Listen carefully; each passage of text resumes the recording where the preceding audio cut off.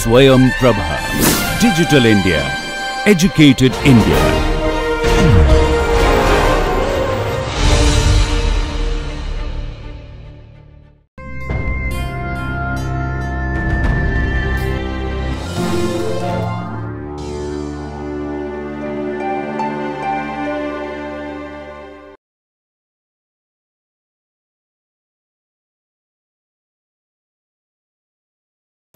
Okay friends, we will have this lecture on plastic analysis 2.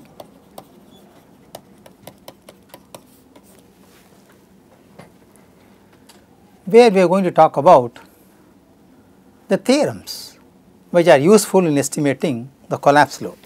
So friends, we are going to learn about various theorems that can help to estimate the collapse loads.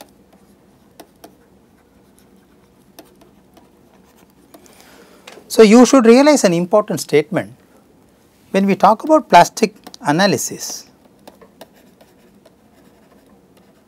You must realize that we are talking about the stress level at sigma y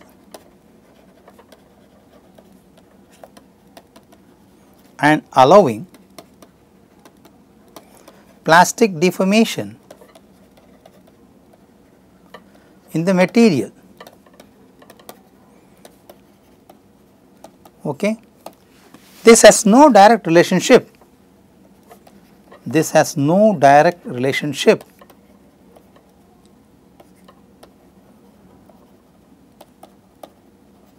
with inelastic displacement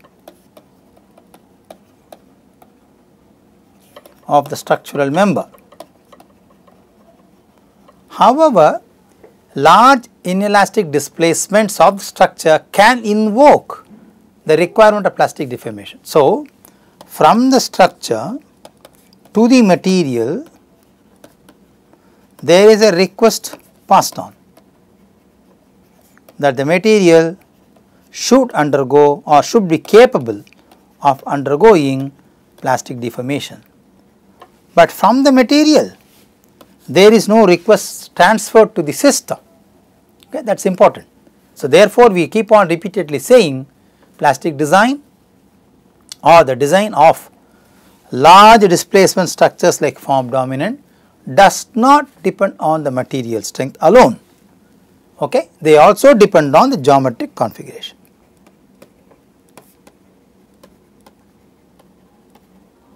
So, the geometric configuration enables a system to resist the loads to a significant extent. Of course, you cannot have a good geometric configuration and the material can be made of zero strength like paper. You cannot have a structural member like that. So, we are not arguing that extreme condition. We say the material strength is important, but the design is not material strength centric alone. Okay.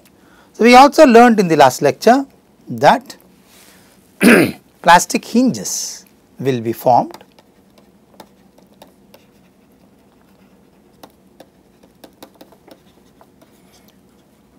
at critical locations. We have discussed what are these possible locations where plastic hinges can form. So, at critical locations these hinges will be formed, but they have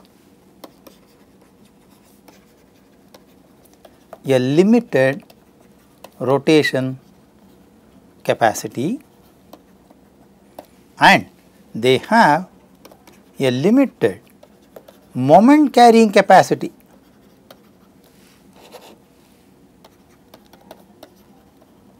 What does it mean? The moment carrying capacity of the plastic hinges is referred as MP, which we can recollect now confidently, it is sigma y into Zp,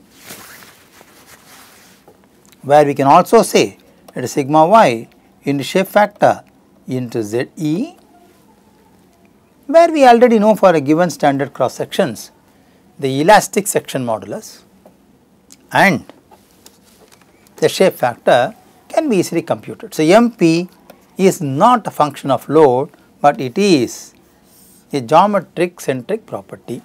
So, plastic hinges will be formed whose rotation will be limited, and based on the theorems which we are now going to discuss,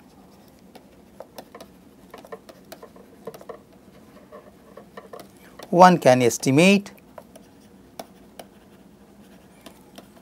the collapse load.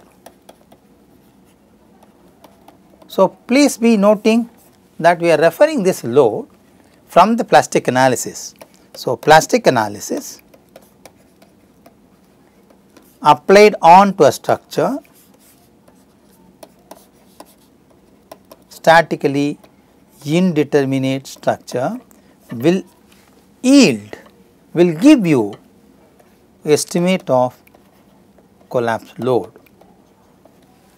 Please understand very carefully, the structure which is subjected to plastic analysis, the moment capacity is already known, it is not dependent on load. Okay? So, from the moment capacity you calculate the load. So, it is actually a reverse engineering problem.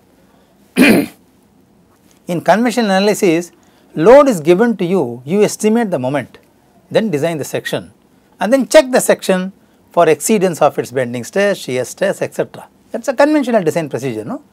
But here the design procedure is entirely challenging.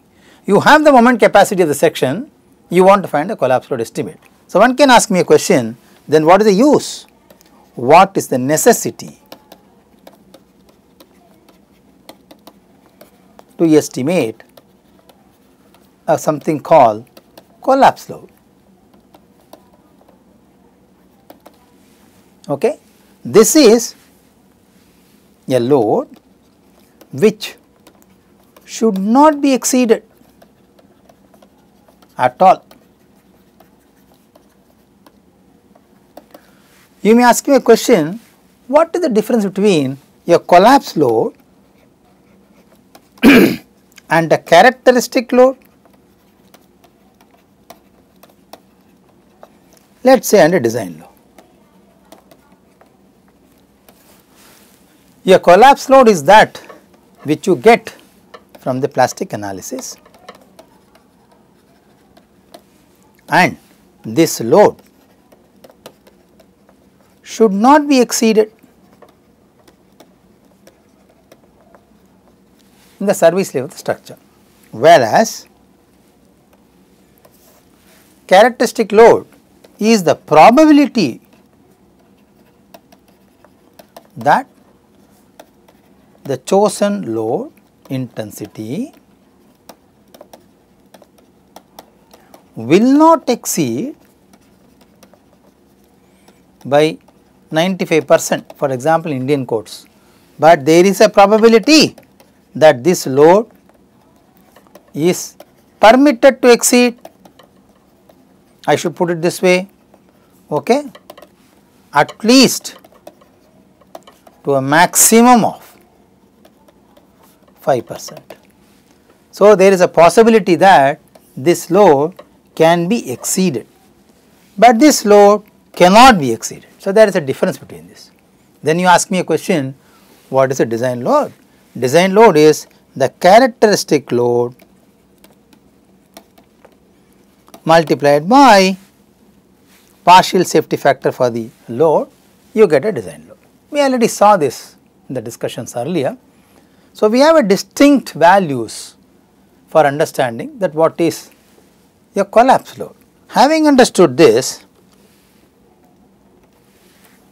let us see what are the theorems which will help us to do plastic analysis of structures. So, we have got three theorems. They are static theorem,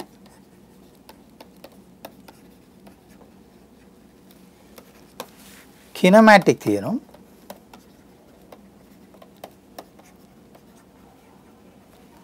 and uniqueness theorem. So, there are three theorems which are useful in estimating the collapse load, and we do plastic analysis of structures. We will see one by one now. Let us talk about static theorem. Static theorem is also called as lower bound theorem.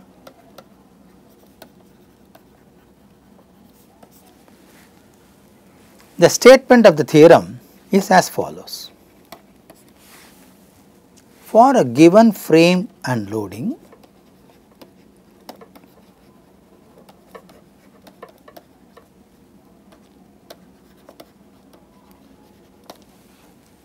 if, let us put, if there exists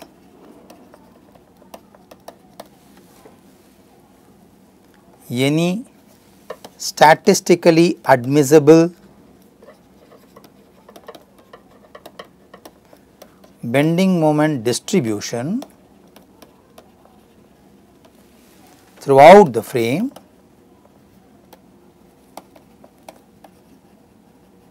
which is safe, okay, then value of load W is lesser than the true collapse load.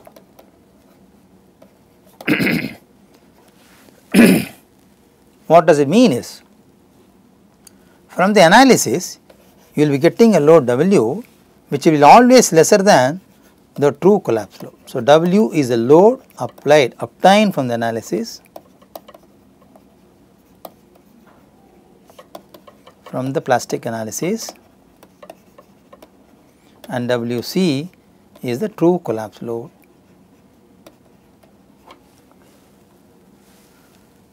Okay. So, we could say that according to this theorem,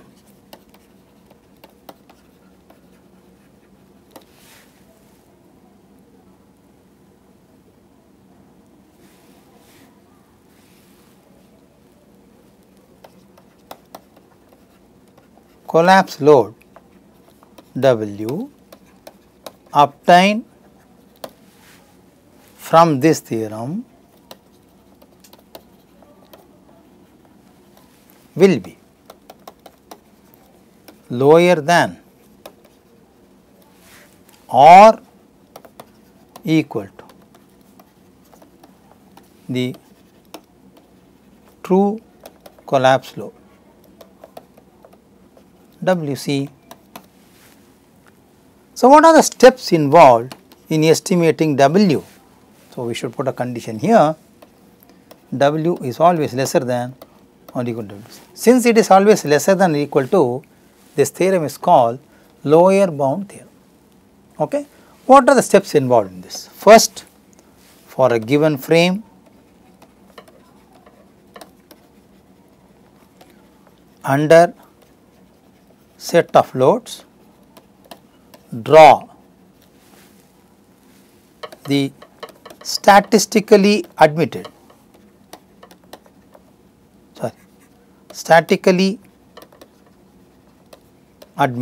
or admissible bending moment diagram.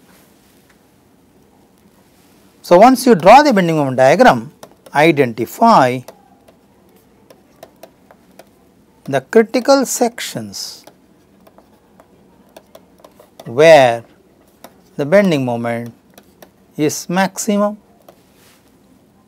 That is very simple, because looking at the magnitude can identify them. 3. Assume plastic hinges at these critical sections. Okay, please note carefully, assume. There is no guarantee. There is no guarantee that the plastic hinges will form only at these sections in this theorem. Assume plastic hinges at these critical locations. So, we also remember that if n is the degree of indeterminacy, static, So, one need n plus 1 plastic hinges to become a mechanism. We know this, okay. Then once you do this, in the last step, calculate the collapse load. Since we say this method assumes formation of plastic hinges,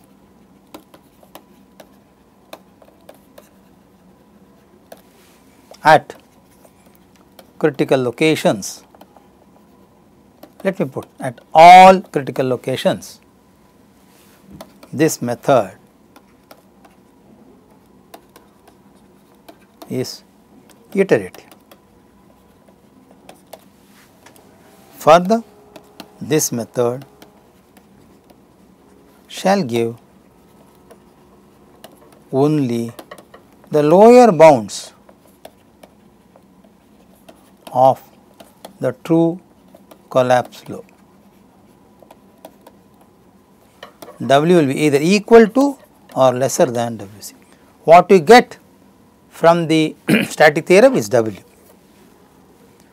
So, out of all the W's of time, you can choose the maximum and say that is Wc, so that at any given point of time, the W obtained from the iterative mechanism will not exceed Wc.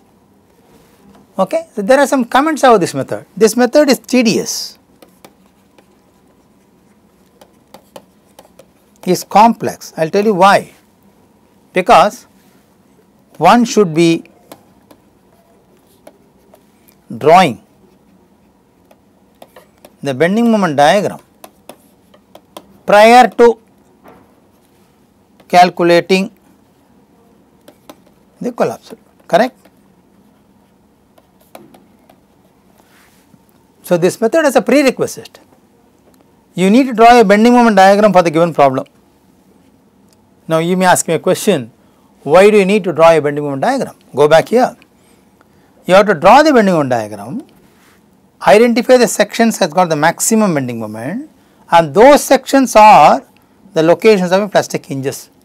So, just to know where the hinges will form, you have to draw the bending moment diagram. Therefore, this method is prone to errors.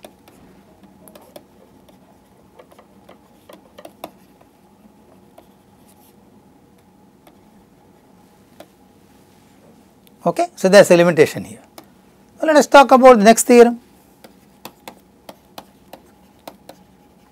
Next theorem is named as kinematic theorem. Kinematic theorem is also called as upper bound theorem.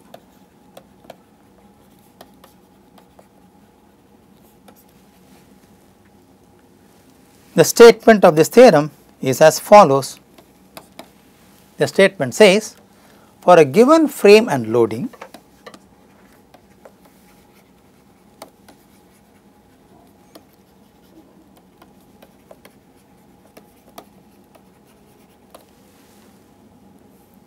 under a set of loads, assume a mechanism.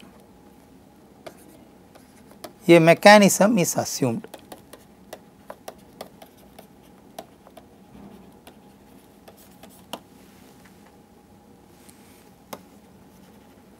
Value of the collapse load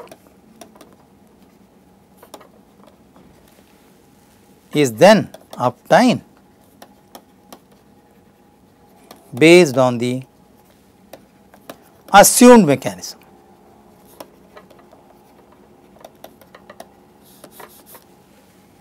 Okay. The computed load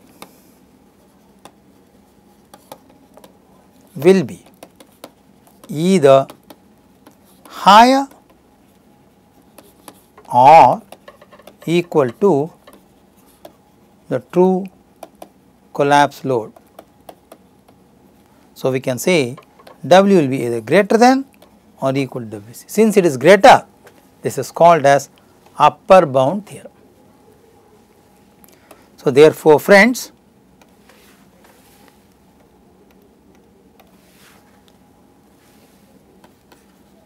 the collapse load determined from this theorem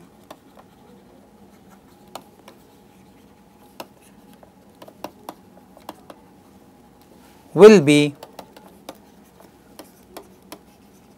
greater than or equal to the true collapse load. Mathematically, W will be either equal to or greater than WC. Let us see what are the steps involved in computing W from this method. Step number 1, assume certain collapse mechanism.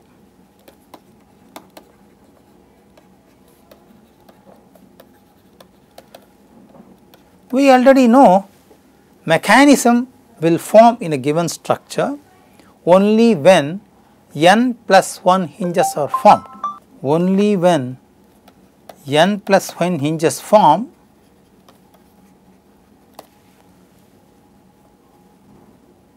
the structure will become a mechanism. Okay? But there is something called partial mechanism. This is the condition where the number of plastic hinges formed is lesser than n plus 1. There is something called complete mechanism. It is a case where the number of plastic hinges formed will be exactly equal to n plus 1. There is also something called over collapse mechanism or over complete mechanism,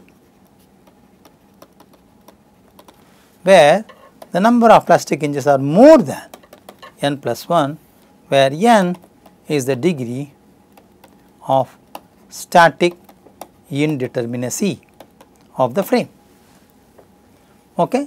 So, you can assume either a partial mechanism, a complete mechanism or an over complete mechanism depending upon the number of hinges what you assume. And we all know that hinges cannot be assumed at any location of your choice. Hinges can only form on certain critical locations, which we already discussed in the last lecture. So, we know for a given frame what are those critical geometric sections where plastic hinges can form likely. So, choose those points, assume plastic hinges there and assume therefore a collapse mechanism. Okay? Now, for the assumed collapse mechanism, step number 2, for the assumed collapse mechanism,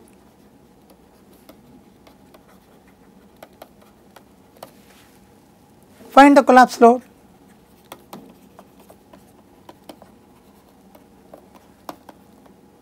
To find the collapse load, use principle of virtual work.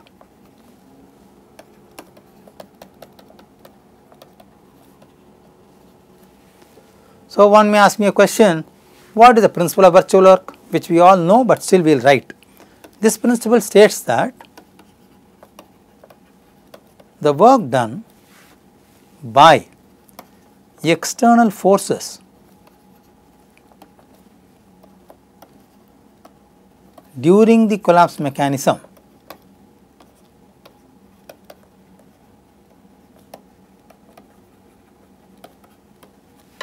is equal to the work absorbed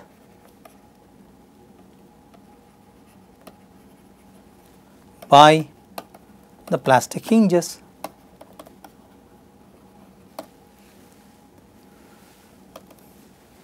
So, mathematically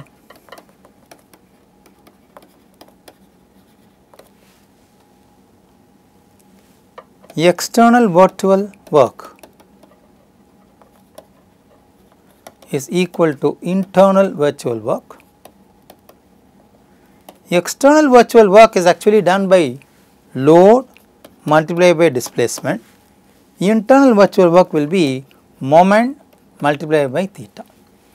Since we are talking about plastic analysis, the work done will be by the plastic hinges. So, I should say this is MP, this is theta p, where MP is the plastic moment capacity of the section and theta p is the rotation of that plastic hinge at that location. Okay? It is not plastic rotation, it is rotation of the plastic hinge at that location. Okay? Please understand. So, now friends, the question comes, different types of mechanisms can be assumed.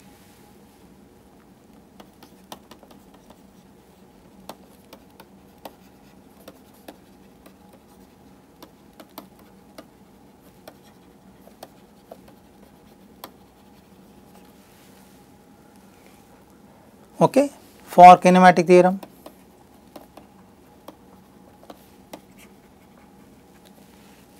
Sometimes it will be very difficult for you to choose which is the appropriate mechanism. Sometimes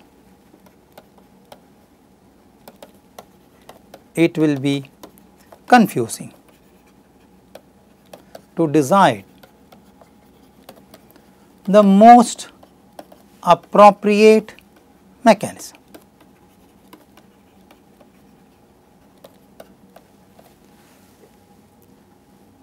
Okay, because some of them can be inappropriate also, because some of the assumed mechanisms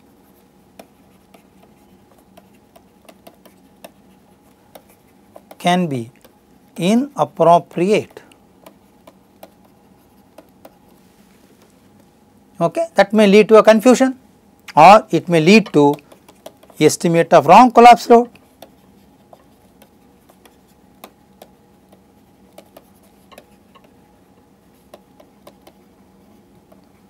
Since you are assuming the mechanism and estimating collapse load, this procedure is iterative. So, friends, both the theorems demand an iterative scheme, because in one case you plot the bending moment diagram and keep on assuming the location of plastic hinges and derive the collapse load. In the other case, you assume the mechanism itself and estimate the collapse load. So, if you make a mistake in either of the procedure, which is prerequisite to estimate the collapse load, then the estimate of collapse load can become wrong. That is number one, there is a danger there. Number two, in both cases, some of them may be inappropriate also of assumption of hinges. Therefore, the system requires iteration. Okay? Having said this, let us try to see what are the possible independent mechanisms which are available. So, if I have a beam subjected to a load, then I can always assume plastic hinge at the fixed support, plastic hinge here and plastic hinge here. Okay? So, the deflected profile will become like this. If I have a frame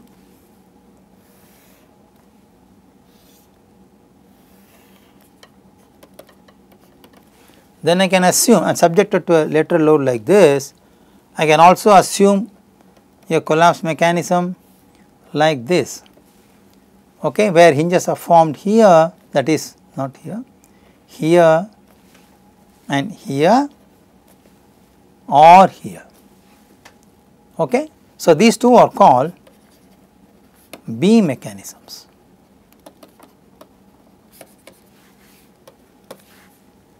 Okay. Suppose if you have a frame subjected to a lateral load like this,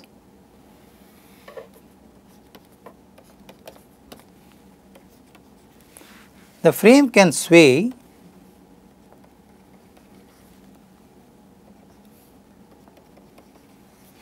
and there can be hinges formed here, here, here and here.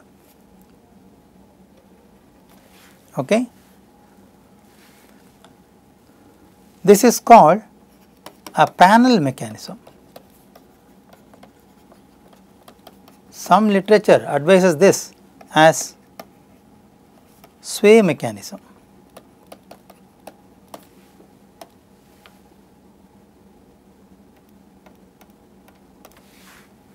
Suppose if you have a frame which is having a combination of loads, like it has got a lateral load and a gravity load, then the deformation of the structure could be as marked now.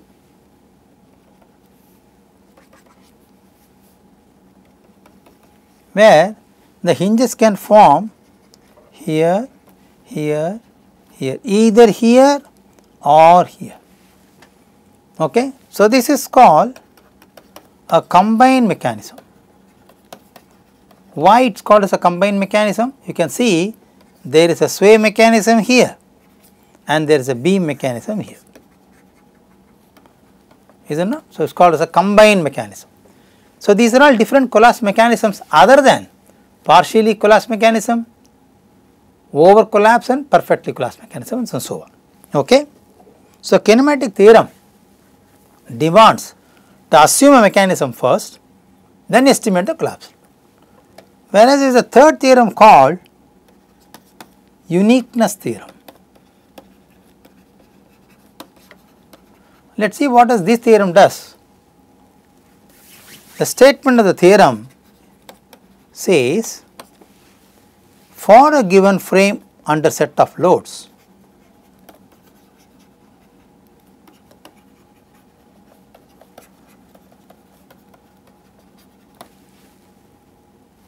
at least one statically admissible bending moment distribution can be determined. Okay. If this bending moment distribution results in insufficient number of plastic hinges,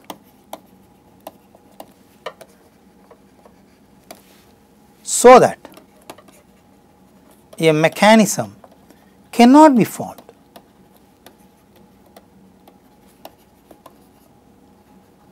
let us ask a question: how many number of plastic hinges are required to form a mechanism?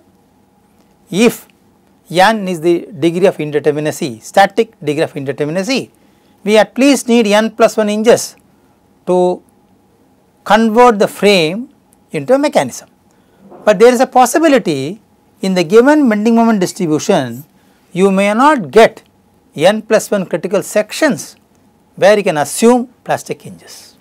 Okay. So, there can be a possibility that the bending moment distribution results in insufficient number of critical sections where plastic hinges can be assumed. Therefore, it cannot become a mechanism. In that case, the collapse load obtained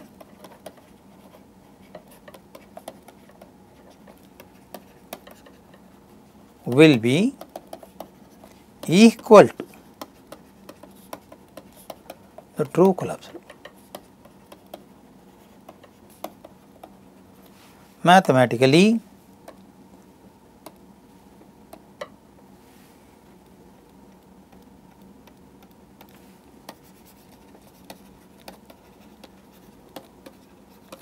W will be equal to WC. So, in static theorem or lower bound theorem, we have W less than or equal to WC. In kinematic theorem or called as upper bound theorem, W is greater than or equal to WC. In uniqueness theorem, we say W is equal to WC. Okay. We can also plot this graphically as shown here. Let us say in the x axis I try to plot WC, in the y axis I am trying to give W. W is what we estimate from the theorem, okay. W is what we estimate from the theorem. WC is the true collapse load. So, the kinematic theorem gives you upper bound, which will give you upper bound more than WC or equal to WC. The static theorem gives you a lower bound,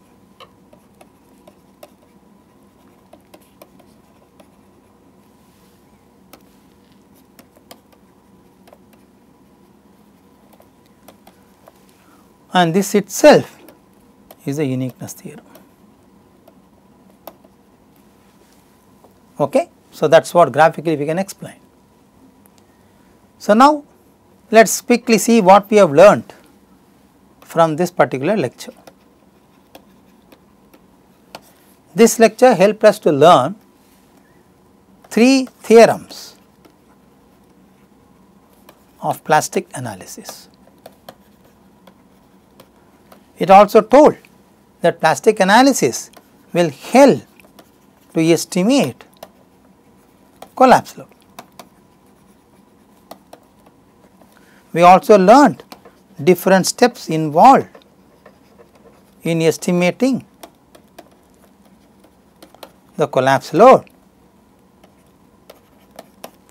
from 2 distinctly different theorems. Both the theorems only help us to approximately guess the collapse load, because both the theorems or the solution from both the theorems are iterative in nature. So, the moment I say iterative, there is a possibility that there can be some error in computation. Okay. We also learned that worst by worst, the collapse load estimated will be either lesser than or equal to true collapse load, will be greater than or equal to true collapse load. Uniqueness theorem is an hypothetical theorem, okay? It is not applicable. So, we do plastic analysis either by static theorem or by kinematic theorem and estimate W by iteration. So, that our objective is to then conclude what will be the WC, okay, in terms of WC will be computed in terms of what? MP, okay. WC will be a function of MP, very interesting. In conventional analysis, M is a function of load, no? This is conventional. In plastic analysis, WC is a function of MP, because MP is known to me.